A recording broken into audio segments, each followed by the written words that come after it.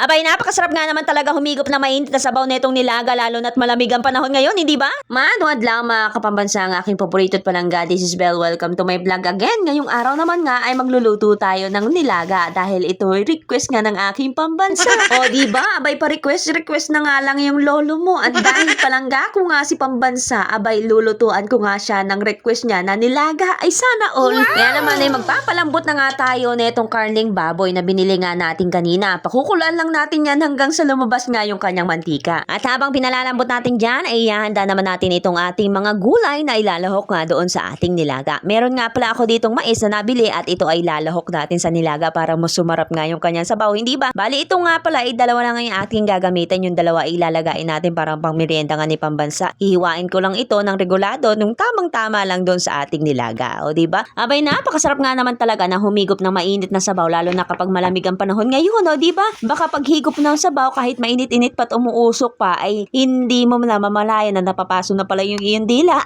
Kasi nga sa sobrang lamig nga talaga ng panahon ngayon. Tapos nga ay nauuso na nga rin yung lagnat, ubo at sipon kasabay ng malamig nga na panahon. Kaya mas mabuti na manatili na lang tayo sa bahay kaysa naman sa labas, hindi ba? Lalo na kung mahina pa ang iyong resistensya. Hay nako, mabuti pa magluto na lang tayo nitong sinabawan at para makahigop ka naman ng mainit na sabaw. Ay sana all. Mas gusto ko nga talaga kapag nagluluto nga ako nitong nilaga, yung part nga na buto-buto o kaya yung pata nga ng baboy. Kaso wala nga akong maabutan palagi dahil lagi ngang okupado ang mga nagtatrato dito. Bibihira nga lang kasi talaga ang nagkakatay ng karne ng baboy dito nga po sa aming lugar. Kadalasan makakabili ka nga po ng karne ng baboy ay doon nga lang po sa mga piling tindahan dito nga po sa aming lugar. Pero bibihira nga lang talaga mga kapapansa ako magluto nga ako ng karne ng baboy. Ang gusto ko nga luto dito ay kung hindi nilaga ay sinigang, yung tipong maraming sabaw dahil yun nga ang aking paborito, yung humigop nga ng mainit sa sabaw. Kadalasan kasi isda ang aking paborito. Kahit anong luto pa sa isda, basta isda ay talagang hindi ko uurungan yan. At matapos natin mahiwa itong mga gulay, syempre hugasan naman natin ito na maraming beses para malinis, hindi ba? At matapos nga hugasan ay ilalagay na natin itong ating mais dito nga sa ating nilagang baboy. Isasabay na natin ng pagpalambot dyan. Bali, pangalawang laga na nga netong karni ng baboy mga kapambansa, at yung unang pinaglagaan ay itinapon natin para hindi naman nga malansa itong ating nilaga. At naglagay na nga rin ako ng sibuyas at durog nga na paminta. Tapos isasabay na nga rin natin itong ihiniwa natin na patatas. Pakukuluan lang natin yan hanggang sa lumambot na nga itong ating nilaga. At iiwan ko na nga muna yan at ako'y magbabalaw na nga muna nitong aking nilaban. O diba, multitasking nga ang iyong lola, sana all.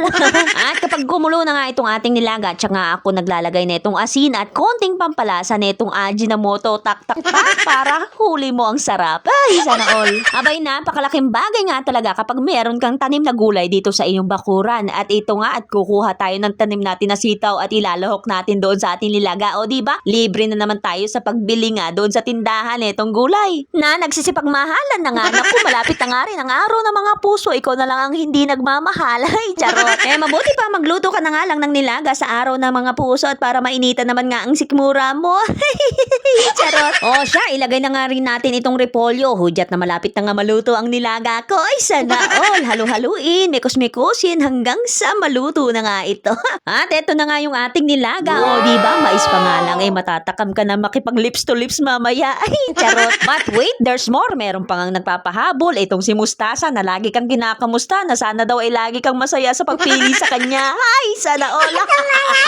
Aray mo. At ilagay na nga rin natin itong 3 silit para mapasigaw siya na ang hot mo pala, baby. Charot. At ito na nga yung ating nilaga. Syempre, titikman natin yan kung papasa na ba dito sa ating panglasa. At syempre, papatikim na rin natin dito kay pambansa kung tama na ba yung timplada nitong ating nilaga. At mukhang pasado na nga kay pambansa itong ating nilaga. O ano pang hinihintay, atin na ngang hainin yan at ang atin na ngang malantakan. At dito nga sa malinis na mangkok natin ilalagay itong mainit nga na sabaw na puno nga ng pagmamahal. O diba, ang sweet, puro mais. Pero ganun pa masarap pa rin higupin ang masarap na sabaw niya, no diba? At finally, eto na nga yung ating nilaga na request nga nitong aking pambansa. Pero bago ang lahat ay tayo muna ay magpasalamat sa poong lumikha upang ang ating hapag ay mapuno nga ng maraming biyaya, o diba? Abangan naman, hindi na nga talaga nakapaghintay itong aking pambansa. Talaga nga namang sinunggaban niya agad itong request nga niya na nilaga. At kung nakaabot ka man sa part dito ng aking video, pa-like and share naman dahil malaking tulong na para sa akin ito. At i-comment mo na rin kung taga saan ka at para mapasalamatan kita sa susunod ng aking video. O paano, hanggang dito na lang mga kapambansa. Maraming salamat. Bye-bye!